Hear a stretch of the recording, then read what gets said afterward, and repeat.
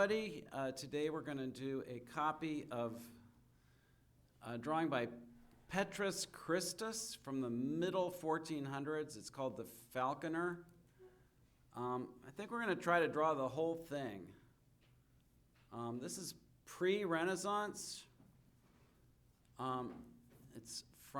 Christus was from the north. I forget what. Was he Dutch? Probably Dutch. And I asked you to use slightly harder pencils today because this is a silver point drawing, and silver point is a much harder medium. He drew this with an actual piece of silver on specially prepared paper. So let me focus lock here, and we are going to start by conceptualizing the cranium as a ball. I'm not using a harder pencil because if my drawing is too faint, you're not going to be able to see it on your screens very well. And this is sort of a modified, simplified Loomis method we're doing here. We're going to pull the jaw down from the bottom of the cranium, from the side of the cranium, and then we're going to reconnect the jaw right in front of the ear, which is way towards the back of the cranium.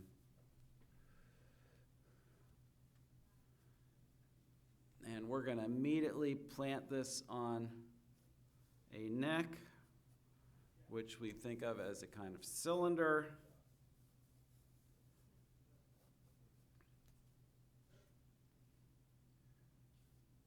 And when I draw shoulders, I like to think of sort of follow this line across and see where it intersects the head, if at all. So in this figure, it's a slightly primitive drawing. The shoulders might be unnaturally low, but we're going to follow this line like that.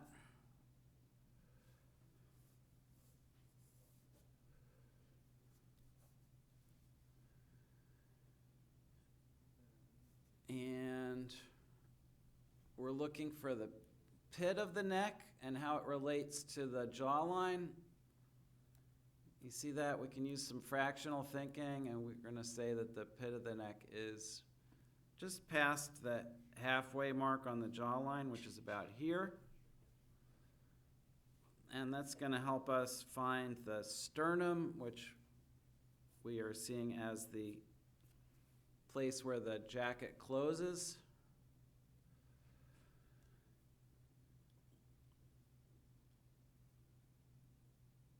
And I'm going to do a similar thing for the hat. I'm going to imagine where this hat, if we connected this line, where does it pass through the face? And it passes through, if we imagine the base of the cranium, that should line up pretty closely to the bottom of the nose, and that's sort of where the hat is passing behind the head. So that's sort of the bottom of this ellipse, and this is a beautifully geometric drawing, especially this hat is it looks like machine made. It's so symmetrical.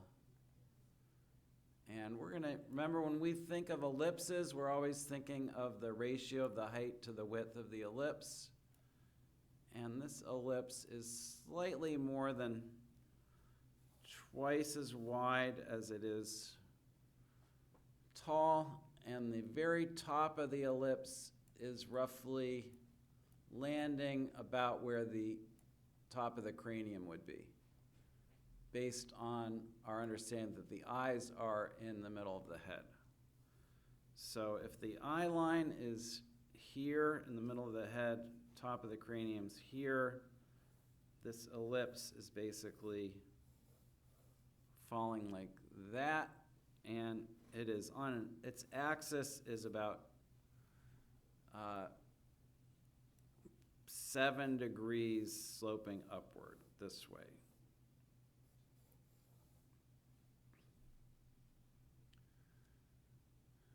And then above that ellipse, we got this funky cylinder that's slightly wider than the head and flares out slightly.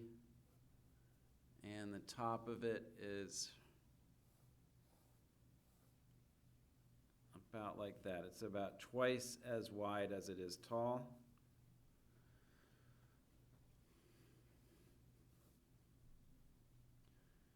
And we're going to use fractional thinking again to estimate the width of this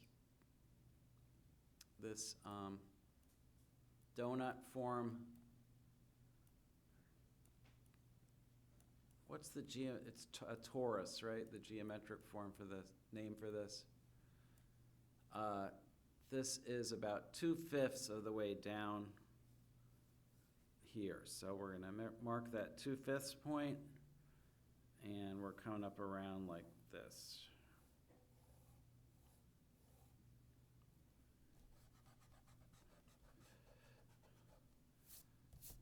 The habit that we're trying to overcome here is the habit that a lot of beginning artists have of just sort of starting with one eye and drawing the whole face, and just adding the hat later, and then adding the neck, and then adding the shoulders, and that is usually not the best way to approach a drawing like this, because you're going to draw the face better if you see the face in the context of all these other elements, in my opinion.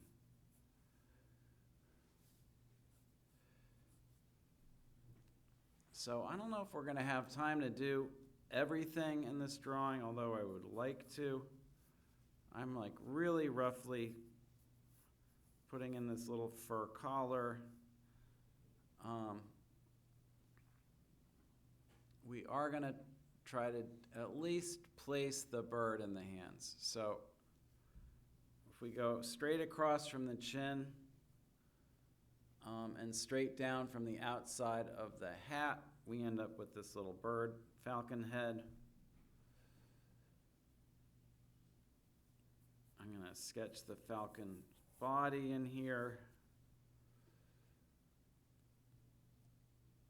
And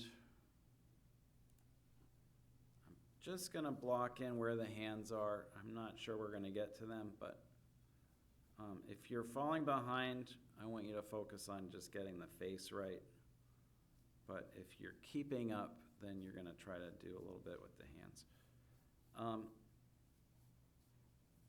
Another kind of slightly primitive thing about this drawing, typical of children's art or pre-Renaissance art, is that the hands are slightly smaller than they should be. And you'll recall how many of you, when you tried to do your standing self-portraits, did have trouble believing that your hands were quite as big as they really are. So you can empathize with that motive. And there's our setup. Everything kind of fits inside this rectangle. You don't need to draw the rectangle, but you'll notice he is using, let's check his perspective. It's pretty much 1-point perspective, but is he using a vanishing point? I would say no. Like, he's got an idea that these lines all converge, but he is not actually using a vanishing point.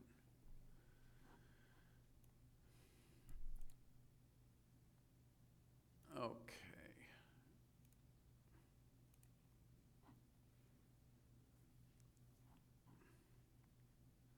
So in a second, we're going to get into actually drawing his face. Okay, now we're going to do think through where these features fit on this face. So we already sort of marked the eye line. We're going to ask ourselves, is it tilted or not? And I'm going to say no. So if we pull a line through the pupils, see it's a horizontal line. And there's the bottom of the chin. There's the top of the hat, which we said was equal to the top of the cranium. And if we take a measurement here, you can measure right on the screen. We find the eyes are centered between here and here. So we're going to do our horizontal eye line right, and remember we measure like this. So there's the bottom half and there's the top half. Okay, the next step is always use some fractional thinking to determine the placement of the bridge of the nose. So I just marked sort of where there's a pretty severe plane change here where the ear intersects with the face. It's just inside the line of the neck. The ear is a little lower than I sort of implied it would be. So here's this plane change. There's one boundary. Here's the side of the face. There's our other boundary. And here's the center of the bridge of the nose. 1, 2, 3, and just a little less than 1 unit on the end. So what I'm going to do is I'm going to erase this line, and I'm going to instead follow the back of the neck. And now I have 4 equal units. Everybody see that?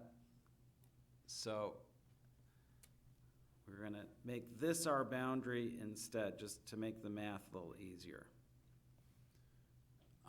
So we're going to find the center of this line, and that's going to be where the leading pupil goes. We're going to divide this side in half, and that's going to be the bridge of the nose. And we're going to divide this side in half, and that's going to be the plane change of the cheekbone.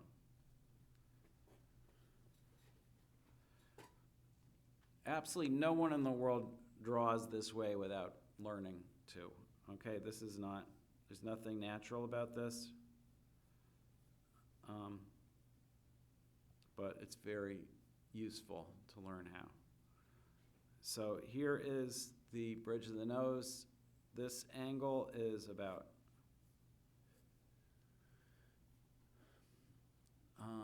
maybe 15 or 20 degrees from vertical.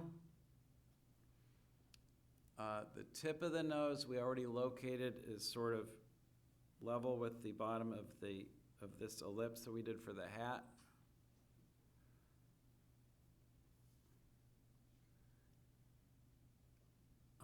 The mouth is exactly where we would expect to find it, about 1/3 of the way between the bottom of the nose and the bottom of the chin.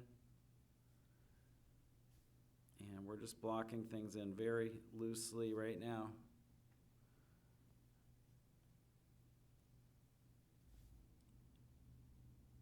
And I'm going to make a vague little shadow form for that iris.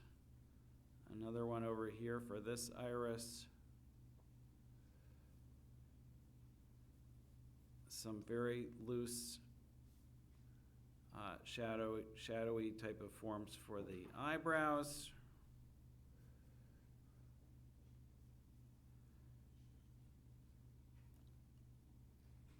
And I'm going to triangulate. Notice that if we go back from the bridge of the nose at the same angle that we went forward, we're going to find the back of the ala right there.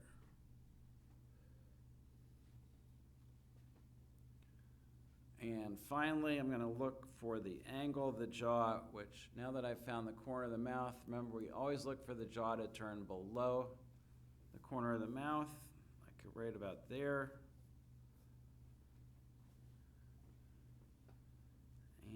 that's our basic block-in of the face.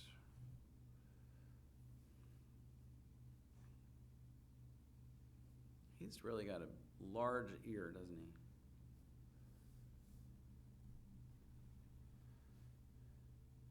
So this is a chance to assess your work, take a step back. I think before we do that, we're just going to throw in a few shadow forms around this structure. Remember, it's always easier to assess your work if you've thrown in a few darks. And these are easy to move around. We started with the darks for the irises. Just going to place a few more darks here.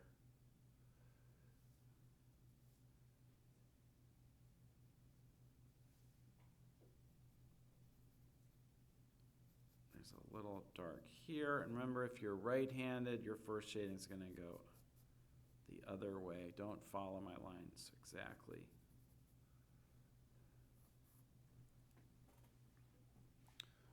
So this is our chance to take a step back and compare the drawing and the motif from a little bit of a distance. And I'm feeling okay about at this point I'm able to, especially I get these closer together, at this point I'm able to see these two things as a pattern of light and dark, and the little differences in the pattern are going to jump out at me. So I'm going to do a little alteration of the contour of the ear. But this is why it's really good to work at an easel instead of sitting down, because when you see your work at a distance, obviously I'm sitting down, but I'm using the digital tools to get a little distance from the drawing. That is really helpful to me. The errors are just going to jump out at you. I can see that I need a little more height to my eyebrow position, but it was not something I measured. That's just pattern recognition. That's just my brain telling me, like, spotting a difference that I would have certainly missed if I hadn't backed away from the work.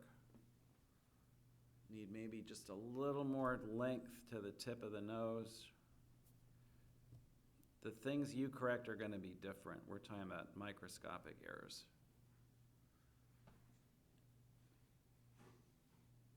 And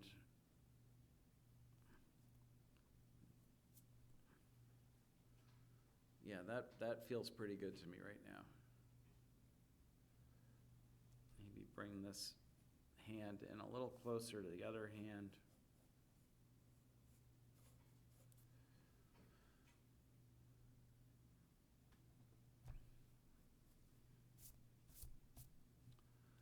Okay, now we're going to zoom back in and look at some features.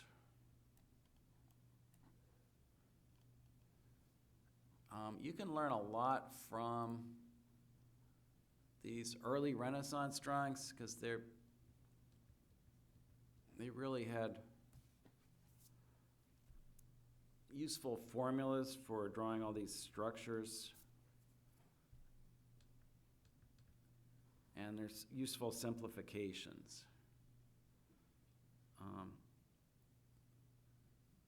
So we're going to start with the line of the eyelid of the leading eye. It's a fairly symmetrical arc. It extends down past the corner of the eye.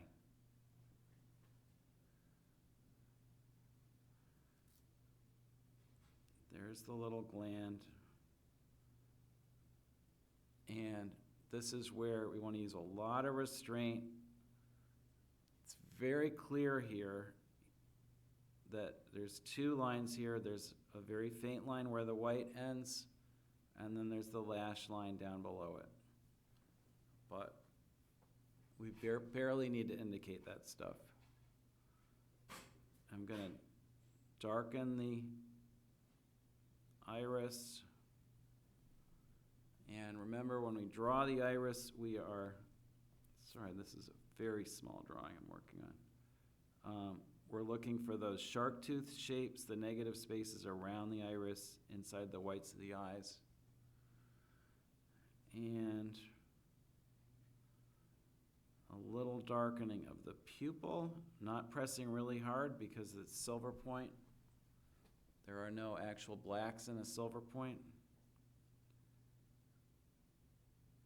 And the crease of the lid curves up sharply, like that, and just bifurcates slightly at the end, like that.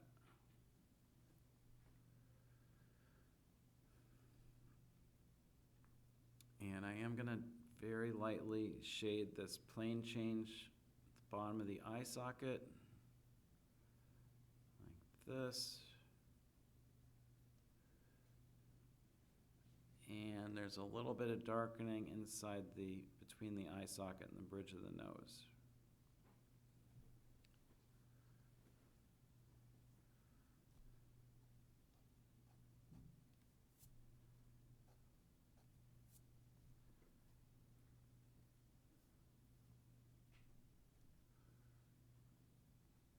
So I always use this bottom of the eye socket, this plane change, as a reference for placing the ala.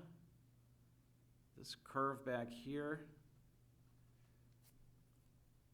In general, most people vastly overestimate just how much space there is between here and here. Look how small that space is.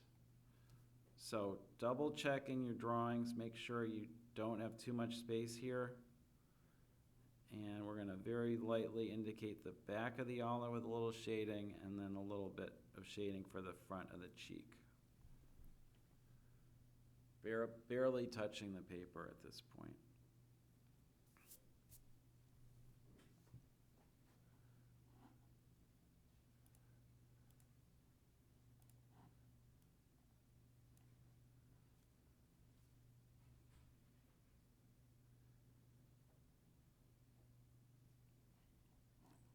I would conceptualize the nostril here as an ellipse, but we want to think about the angle of that ellipse. You see how it's tilting down at about 10 degrees? So try to get yours to tilt down the same amount.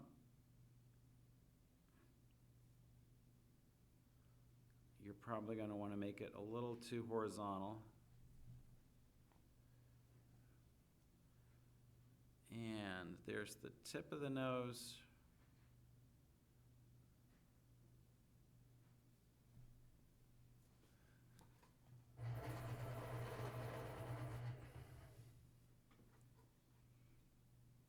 And here's where things get fun, because we're going to take what had been a straight line with a measured angle, and we're going to introduce these little minor movements within that angle. So we're doing like the tip of the nose and then a slight bump in the middle, and we're trying to turn this straight line into this series of gentle kind of back and forth oscillations before we curve up and around towards the form of the eyebrow up here.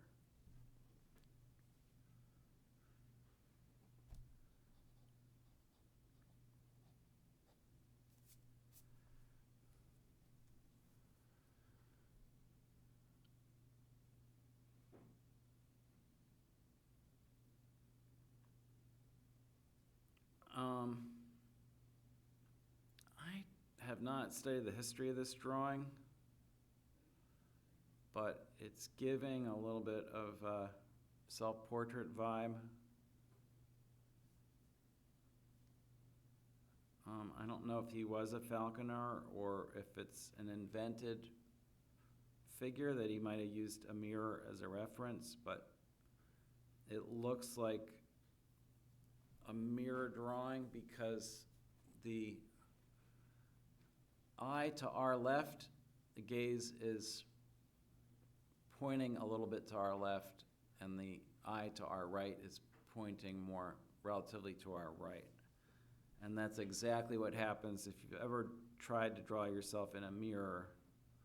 When you look at your left eye, you're looking that way, and when you look at your right eye, you're looking the other way. So that's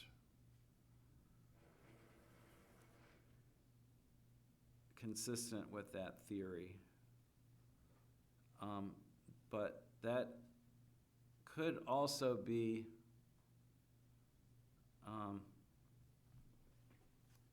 there are people whose eyes point those two different directions congenitally, like they're born that way.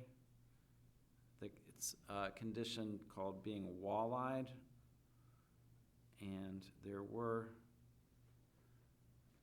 populations of inbred royals around this time period who were wall-eyed, and as a result, sometimes it was something that artists would exaggerate or emphasize in art because it suggested royal inbreeding, which was then considered a good thing. So those are two possible theories for the issues with this guy's gaze. Normally, of course, we're trying to make the eyes look like they're focused in the same direction, but that would not be what we're seeing here, so that's not what we're doing today. Okay.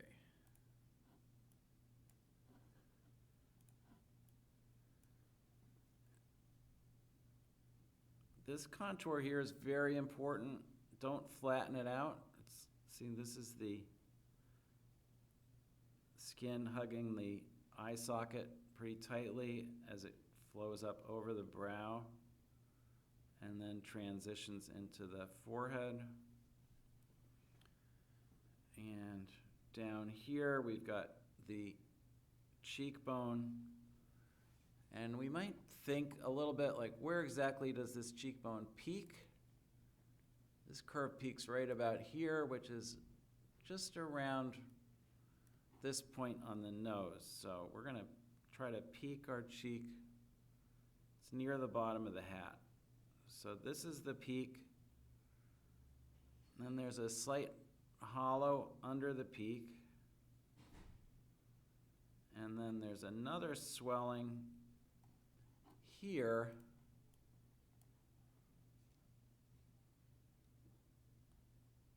Where the, what is that, orbicularis orbis or something? The musculature around the mouth creates this lower swelling.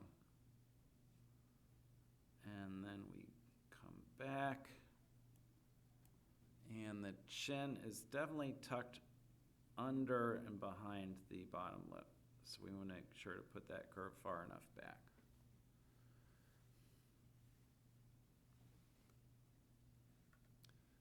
This would be a really fun thing to copy in silver point.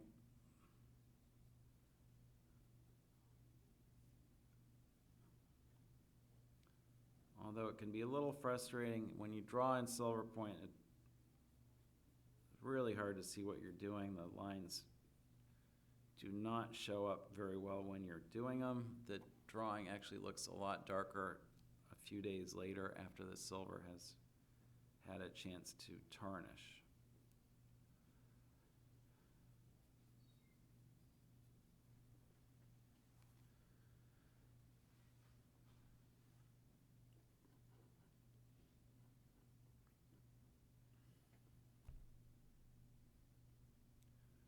And I'm just going to very slightly enlarge my nostril. And notice that the top margin of the nostril is very sharp, hard edge, with just a little halftone above it. And then the bottom margin is a softer edge, because what we're seeing there is a relatively soft plane change. And we're going to do a little bit of a halftone to show the curve of the philtrum. And then we'll do the mouth in just a minute.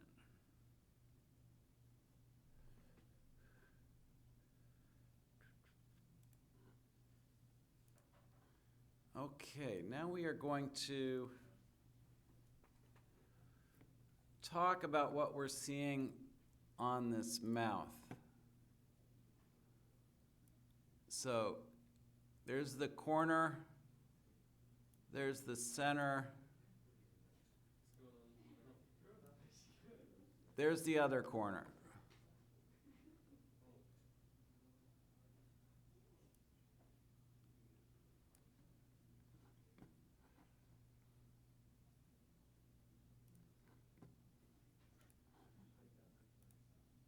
Okay, so this is important, everybody.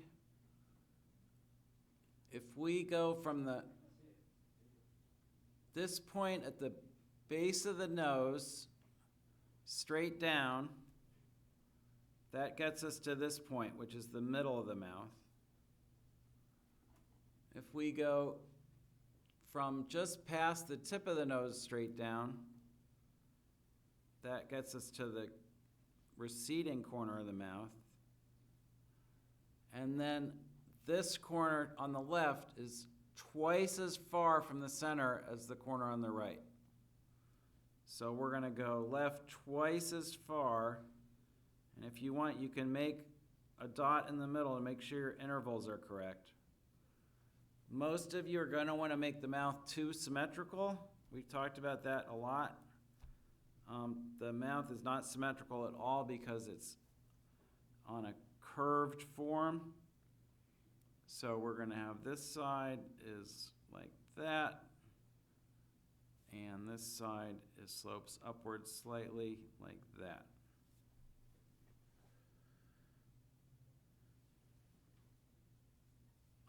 There's a lot of light on this upper lip, at least on the left side, so we're going to very lightly outline that upper lip, but we're not going to shade it much because it's very illuminated. And the bottom lip is about 2.5 times wider than the upper lip, so don't make them the same. Don't make them symmetrical.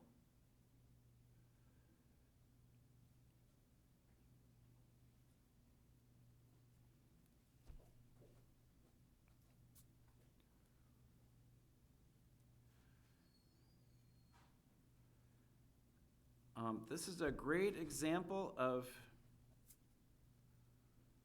a lot of beginners will, one way they simplify the form is to, there's two things going on at the bottom of the lower lip. One is the color change, which is this. See, that's where the color changes. And the other is the plane change, which is down here. And Petrus has done a great job of noticing that these are not happening at the same place. The color change is happening up here, and the plane change is happening under it, down here. So try to get your drawing to show that you're the same understanding. When you get the color change and the plane change perfectly lined up with each other, you run the risk of creating like Mrs. Potato Head lips that look like they're stuck on.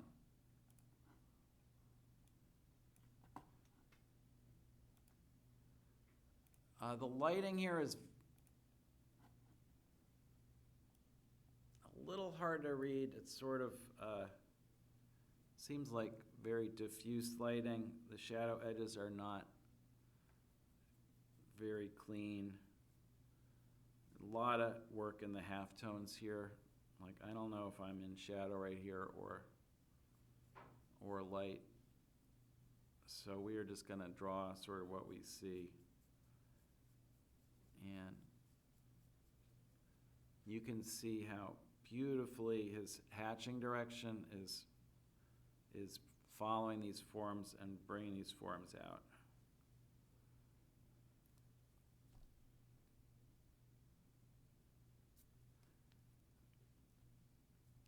It was like Johnny said a minute ago, like the ant crawling around the forms, and that's what you should try to think of as you're drawing. Imagine you're a little bug crawling around these contours, and your hatching lines can sort of follow those paths that you would take. So we always want our hatching to reflect the movement of the form. So your movement of your hand is, it's basically a pretend kind of touch. You're pretending that you're touching the forms as you draw them, and your hand is curving around the forms. And that's what turns drawing from something that's merely photographic to something that's much more sculptural and tactile.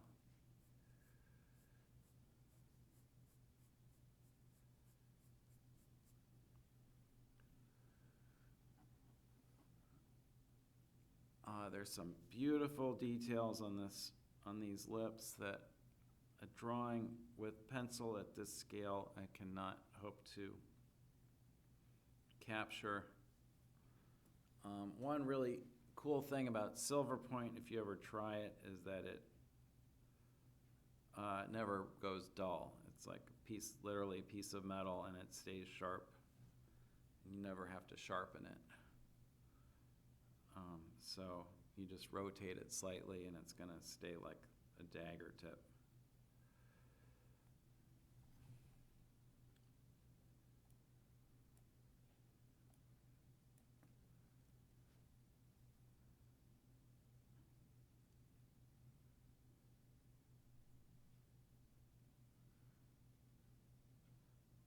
So I'm going to just shade away from this contour slightly to make it look less like a line.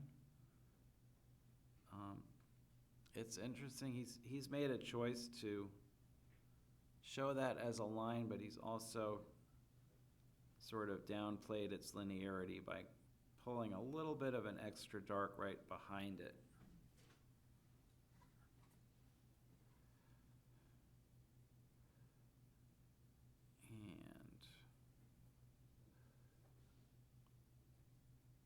There's this subtle plane change crease that sort of connects from inside the eye socket across to under this cheekbone.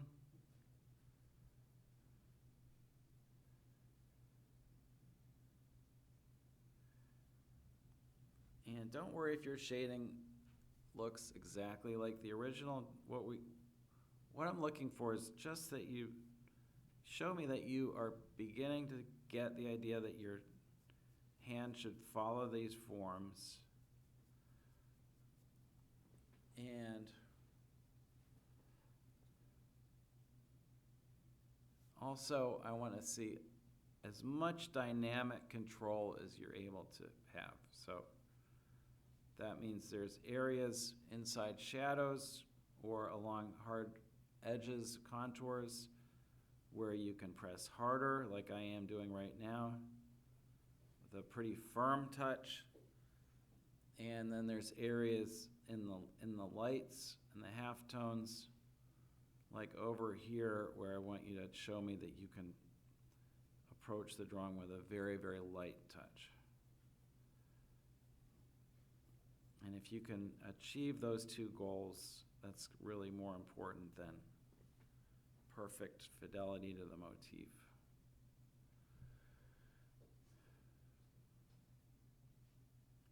And I'm going to go a little darker on the eyebrow, and now that I'm actually drawing it, I'm paying a little bit more attention to the way that hair is actually growing.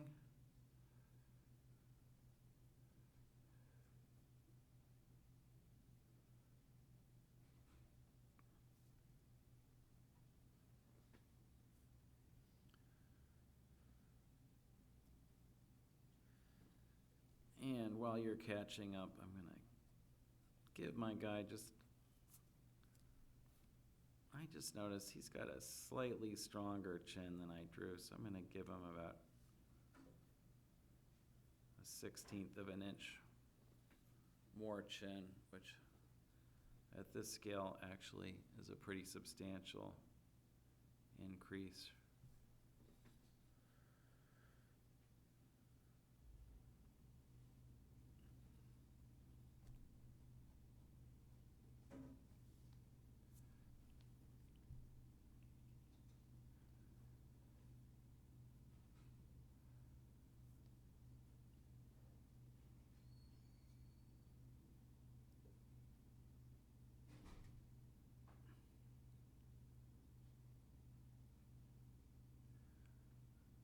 When you're not great at drawing, there's something really rewarding about drawing these slightly more primitive examples. I think they have a lot to teach us, and they're a little less intimidating. And as I said at the beginning, the simplifications can be really useful to learn.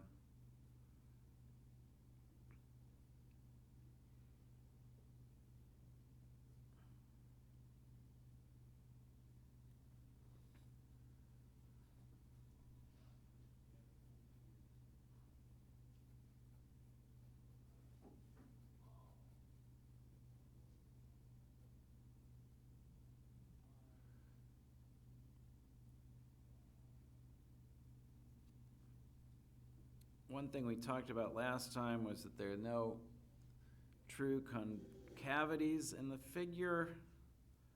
We want to try to form a concavity out of a compound convexities, but again, this is relatively primitive drawing, so he actually has simplified the back of the neck into a concavity, so we're going to follow that example with a little bit of awareness that this is not our very best practice, but appropriate in this copy.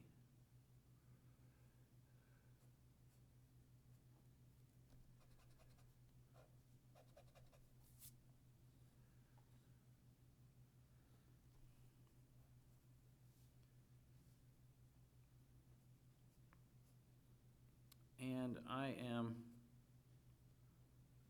as I work my way down here, you'll notice I'm making slight corrections as I go, and you should be doing the same.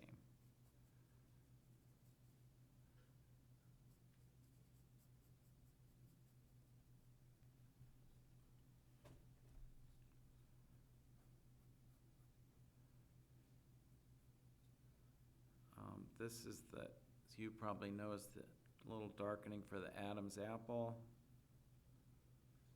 Not to be confused with the sternum, which is quite a bit further down.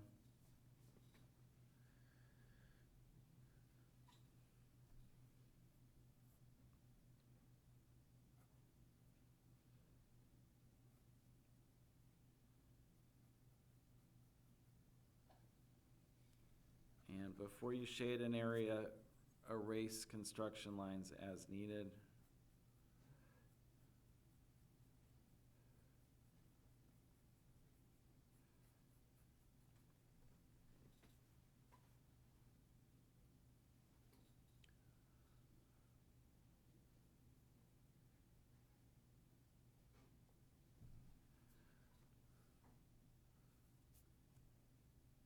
Okay.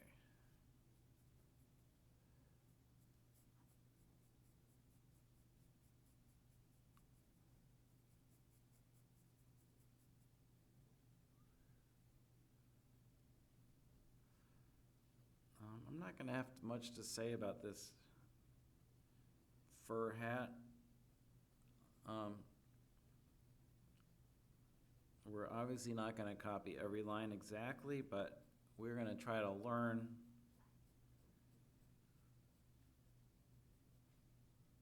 I hope everyone can appreciate what a remarkable achievement it was.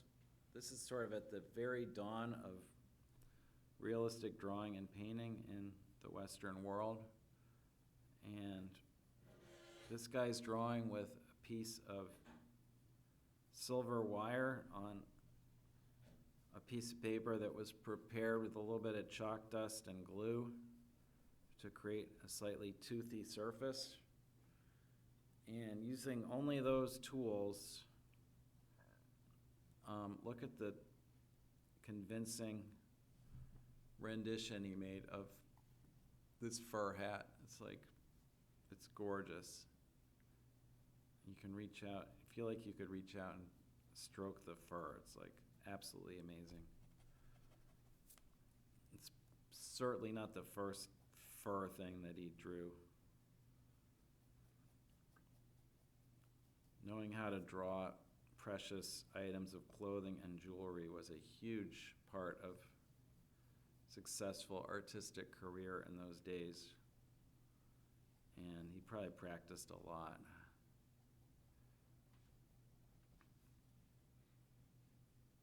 I heard a story about the studio of Lucas Cranach the Elder.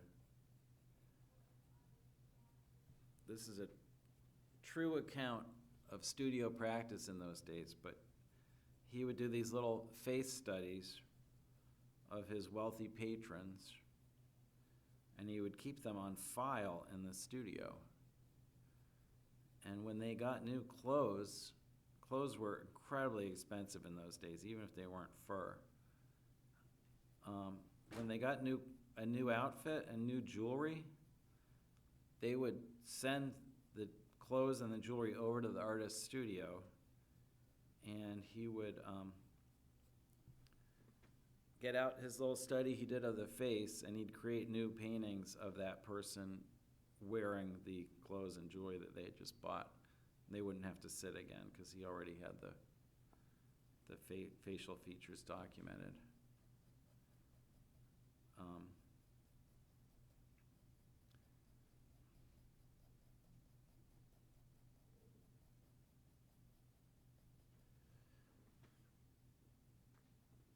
Yeah, we tend to romanticize the lives of the artists, but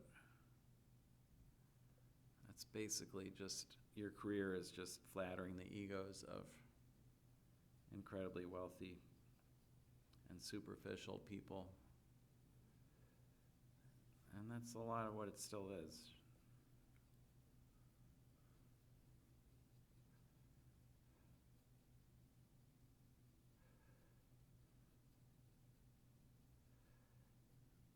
Notice the texture of this fur up here is completely different. It's like these kind of like curly lines. Again, if you're stuck on the face or having a hard time with something, you don't need to draw all this fur. But I am going to try to finish this video today, so just bear with me.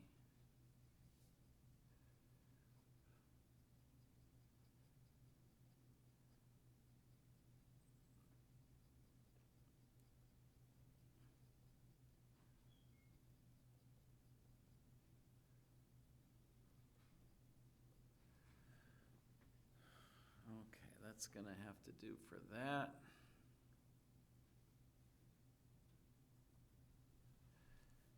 And the bird.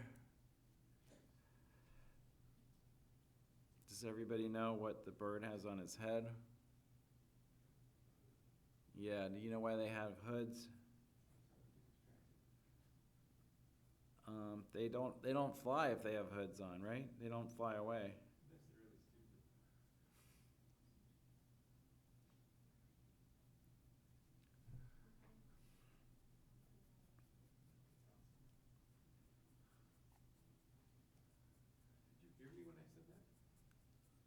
I'm making a video right now, so I can't talk to you.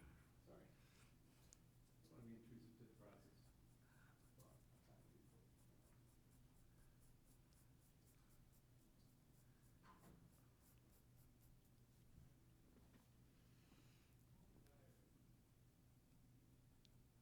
Remember to tell your friends about this channel. I only got one new subscriber in the last month. I guess because I barely uploaded anything.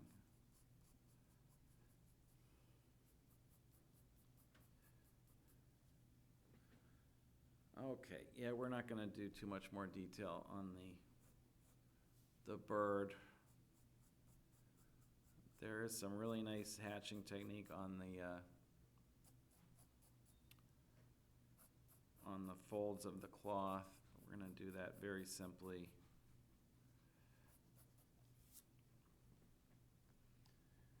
And let's dive into those hands for a minute.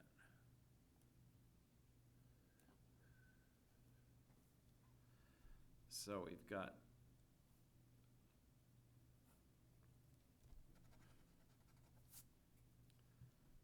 I guess no matter where you are in your drawing, just take them. Let's take a minute and study these hands. We only have about 10 minutes left. Remember, we're always trying to think of the body of the hand, which ends at the knuckles, as a separate entity from the fingers. So we're going to start with the shape of the body of the hand, and then we're going to add the shape of the fingers. What we learned was that the body of the hand is half the overall length, but obviously these fingers are curled, so they're not occupying as much space as they would if they were extended. So the body of the hand is sort of like this kind of a shape, and the fingers are fitting into this kind of a shape. And then the last section of the hand, which is its own entity, is the thumb, and the thumb is coming up behind the fingers like that. So the only thing really left to worry about, if we get those shapes right, is the negative spaces between the fingers. We can sort of see like where the knuckles are. I'm gonna try to indicate 1, 2, 3, 4 knuckles.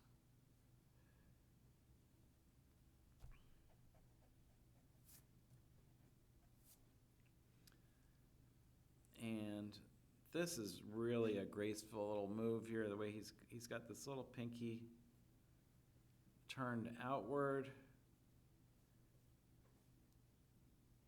We're really seeing the tip of that pinky in profile. You see that?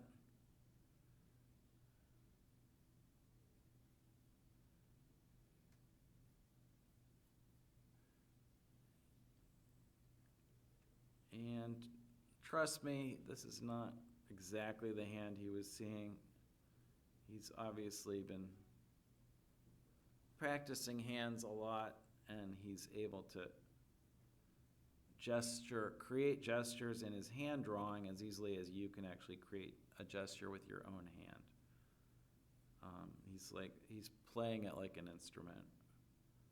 And that's where you want to get with hands, because in living models, you're never going to see the same pose with the hand twice.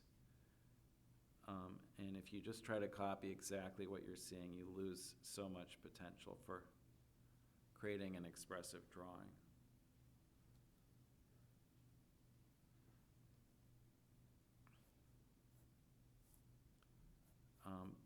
This drawing of a hand is really sophisticated for its time.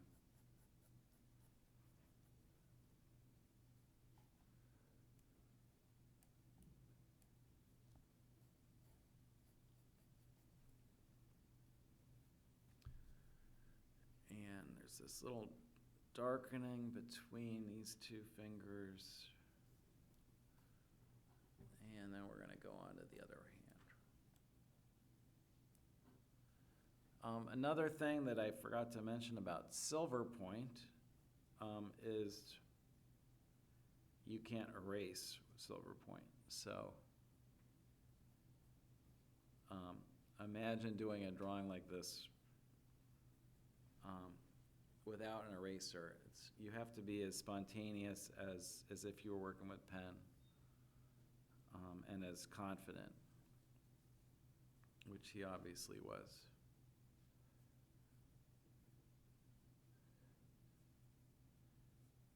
So these fingers are all curled, and the body of the hand is basically entirely foreshortened, so we're gonna just do the best we can here, but there's not, it's hard to see the structure. It's also partially obscured by the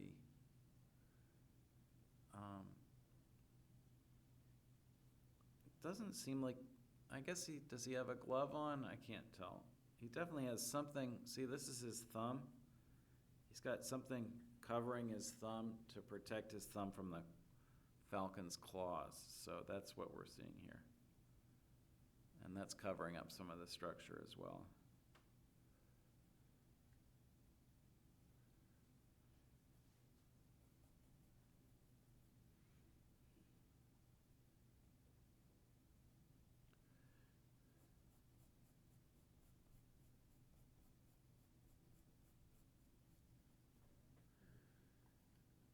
And these wings sort of leave the edge of the frame, and then there's some shadow down here. If you're following this drawing exactly, you're going to notice, as we said before, the hands are just a little small for the face. And then I'm not sure what this stick is, but there's a stick that connects from just inside the thumb to up underneath the bird's wing.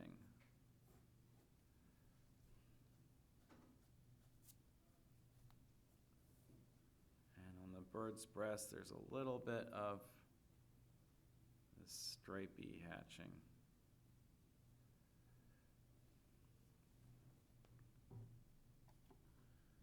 Okay, we're going to back out again.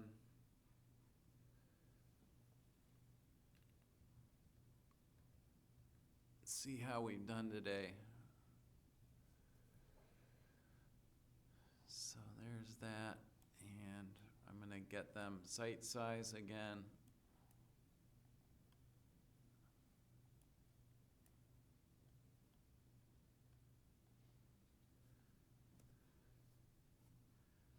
And we're going to spend the last couple of minutes just giving a little bit of structure to this sleeve on the left.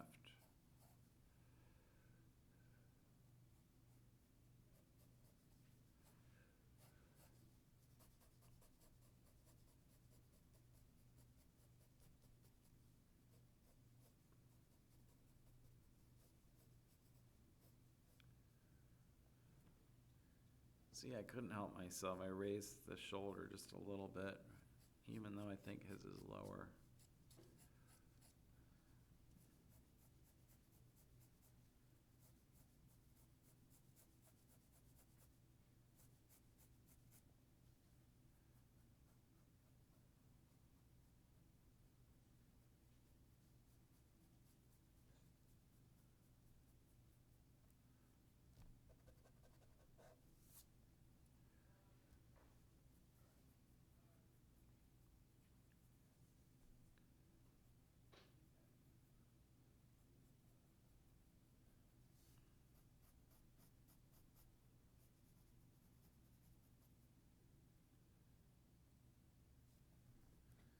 So the final step in any drawing is,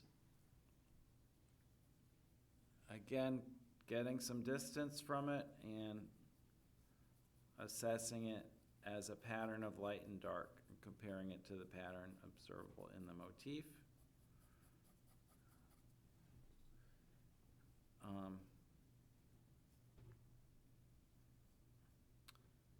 Although I'm going to just add a little bit of these shelves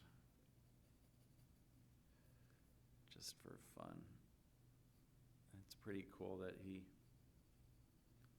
knew as much perspective as he did for 1450, whenever this was done.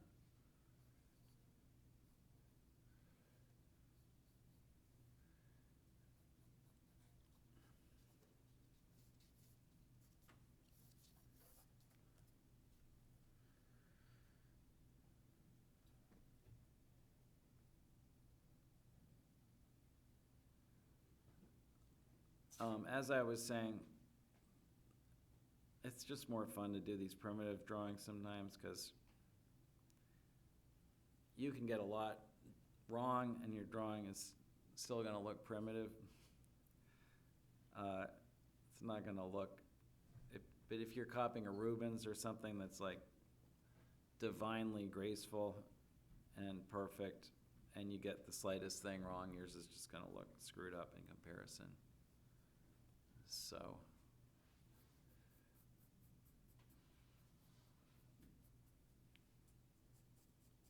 it's a great way to learn, I think.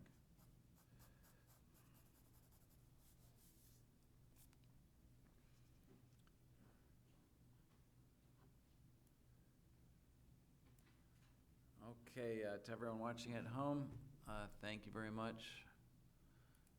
We'll see you next time. And remember to subscribe if you haven't already. Appreciate it.